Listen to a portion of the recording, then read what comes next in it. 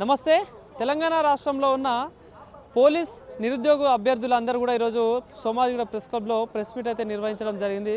ప్రధానంగా కాంగ్రెస్ పార్టీ మమ్మల్ని మోసం చేస్తూ ఉంది, జియో 46 రద్దు చేసి మాకు నోటిఫికేషన్ ఇస్తా అన్నది ఇప్పటిదాకా ఎలాంటి నోటిఫికేషన్ లేదంటూ కూడా ఈరోజు ప్రధానంగా చాలామంది ఇక్కడికైతే అభ్యర్థులు రావడం జరిగింది. మాట్లాడించే ప్రయత్నం చేద్దాం. మరి ఏంది కాంగ్రెస్ ప్రభుత్వం వచ్చి ఇప్పటికీ 2 సంవత్సరాలు పూర్తవుతా ఉంది. సో పోలీస్ అభ్యర్థులకు సంబంధించిన ఒక నోటిఫికేషన్ అయితే ఇప్పటికి రాని పరిస్థితి. సో ఇది ఏం చెప్పదలుచుకున్నారు ప్రభుత్వానికి కావచ్చు, గతంలో మీకు హామీ ఇచ్చిన ఇప్పుడు అధికారంలో ఉన్న మంత్రులు కావచ్చు, ఎమ్మెల్సీలకు కావచ్చు, వాళ్ళకి ఏం చెప్పదలుచుకున్నారు? అన్న, నా పేరు శంకర్, మాది సూర్యాపేట జిల్లా.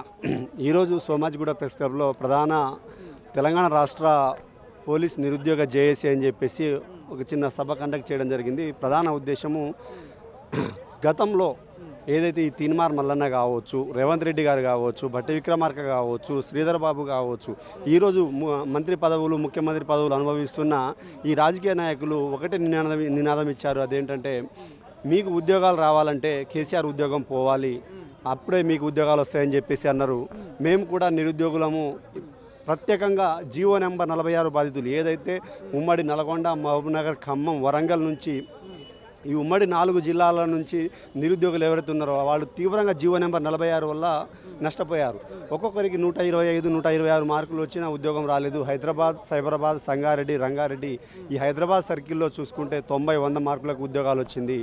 దీనికి ప్రతీకారంగా ఖచ్చితంగా బీఆర్ఎస్ ప్రభుత్వానికి బుద్ధి చెప్పాలనే ఉద్దేశంతో మేము ప్రతి ఒక్క నిరుద్యోగులము గ్రామాల ప్రతి అవ్వ దగ్గర, అయ్య దగ్గర తిరిగి కాంగ్రెస్ గవర్నమెంట్ వస్తేనే మీ బిడ్డ కావచ్చు, నీ మనవాళ్ళకి కావచ్చు ఉద్యోగాలు వస్తాయి, బీఆర్ఎస్ని గద్దె దింపాలే, కాంగ్రెస్ని అధికారం తీసుకొస్తాయని చెప్పారు.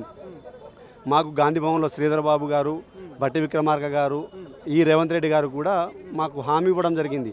మీరు ఖచ్చితంగా కాంగ్రెస్ గవర్నమెంట్లో తీసుకురావడానికి ప్రధాన పాత్ర పోషిస్తే జీవో నెంబర్ 46 తీసేసి మీకు రిజల్ట్ ఇచ్చేసి మీకు జీవో నెంబర్ 46 బాధితులు ఎవరైతే మెరిట్ స్టూడెంట్స్ ఉన్నారో వాళ్ళకి న్యాయం చేస్తామన్నారు. అది ఇలానే తుంగలో దూకేసి అది సుప్రీంకోర్టులో ఉన్నది. ఎందుకు ఇలా జరుగుతుంది? తెలంగాణ ప్రభుత్వంలో మనం నీళ్లు నిధులు నియామకాలు కొట్లాడుకు తెచ్చుకున్న ప్రభుత్వంలో మీరిచ్చారు హామీ.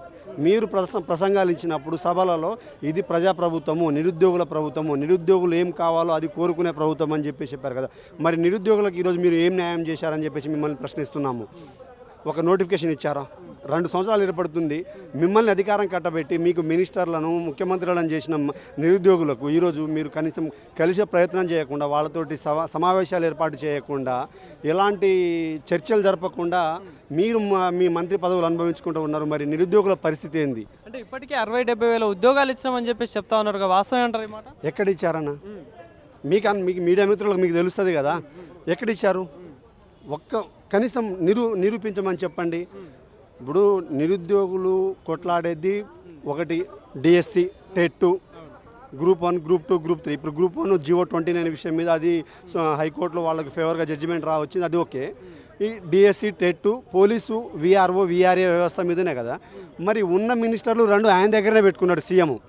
ఏదైతే హోమ్ డిపార్ట్మెంట్ కావచ్చు, ఎడ్యుకేషన్ డిపార్ట్మెంట్ కావచ్చు, విద్యాశాఖ, హోంశాఖ 2 కలిపి నీ దగ్గర పెట్టుకుంటే నీకే పని లేదు. ఢిల్లీ చుట్టూ తిరగడానికే మీకు పని లేదు. ఇక నిరుద్యోగుల గురించి పట్టించుకునేంత పని ఎక్కడ ఉన్నది? నోటిఫికేషన్స్ అయితే రాలేదు. ఒక నిరుద్యోగిగా, నేను రాజకీయ నాయకుడిని కాదు, మళ్ళీ రాజకీయ నాయకుడిని ముసుగేస్తారు మీరు. ప్రతిదీ కూడా అదే అంటా ఉన్నారు. పేడ్ ఆర్టిస్టులు అంటా ఉన్నారు, ప్రతిపక్షాలు ప్రేరేపిస్తున్నాయని చెప్పేసి మాట్లాడుతూ ఉన్నారు. సో మరి అట్లా మాట్లాడే వాళ్ళకి ఏం సమాధానం ఇస్తారు? చెప్పు తీసుకొని కొడతాం. తెలుసుకొని మాట్లాడు. నీ విద్యార్హత ఏంది? నువ్వేం చేస్తున్నావు? నిజంగా ఇతను ఒక పార్టీకి సంబంధించిన వాడా, లేకపోతే దిల్సుఖ్నగర్ సాయిబాబా టెంపుల్లో రోజు 12:30కి వెళ్ళి అన్నం తిని స్టడీహాల్లో కూర్చొని చదువుకునేటోడా? తెలుసుకొని మాట్లాడు. అనవసరంగా ఏదైనా రాజకీయ పార్టీ బురద జల్లితే మాత్రం చెప్పు తీసుకొని కొడతాం బరాబర్. సో అంటే రాబోయే రోజుల్లో స్థానిక సంస్థ ఎన్నికలు వస్తున్నాయి. గతంలో ఇదే ఎన్నికల టైంలో ఊరు వెళ్ళి చెప్పిన పరిస్థితి, అధికారంలో తెచ్చుకున్నారు, ఏరికోరి తెచ్చుకున్నారు మీరు కాంగ్రెస్ ప్రభుత్వాన్ని. సో మరి ప్రజాపాలన అందిస్తూ ఉన్నామన్నారు, స్వేచ్ఛ ఇచ్చేసినామని చెప్పేసి అంటా ఉన్నారు. సో మళ్ళీ ఎలక్షన్స్ రాబోతున్నాయి. సో మరి ఏంటి ఈసారి ఏం చెప్పదలుచుకున్నారు ప్రజలకు కావచ్చు, ప్రభుత్వానికి కావచ్చు?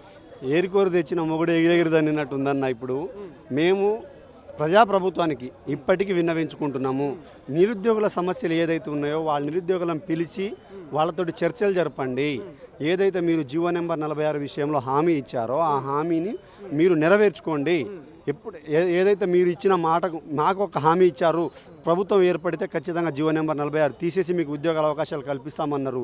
ఆ హామీని మీరు నెరవేర్చుకుంటే గతంలో మీ ప్రభుత్వం ఏర్పడటం చేయడంలో జీవో నెంబర్ 46 ప్రధాన పాత్ర పోషించినట్టు రేపు జరిగే గ్రామ పంచాయతీ కావచ్చు, ఎంపీటీసీ జెడ్పీటీసీ ఎలక్షన్స్ కావచ్చు, ఆ అన్ని ఎలక్షన్లో మా నిరుద్యోగులు గ్రామీణ ప్రాంతం వాళ్ళు కాంగ్రెస్ ప్రభుత్వం చెప్పినట్టుగా మాకు ఏదైతే హామీ ఇచ్చిందో ఆ హామీని నెరవేర్చుకుందని చెప్పేసి మేమే మళ్ళీ ఊరూర తిరిగి ప్రచారం చేసి మిమ్మల్ని అధికారం కట్టబెట్టి ఏ విధంగా కట్టబెట్టామో అదేవిధంగా గ్రామీణ ప్రాంతాల్లో కాంగ్రెస్ పార్టీ ఇంకా బతికి ఉందని చెప్పేసి నిరూపిస్తాము. మీరు ఇచ్చిన హామీని మాత్రం నిలబెట్టుకోండి. Thank you.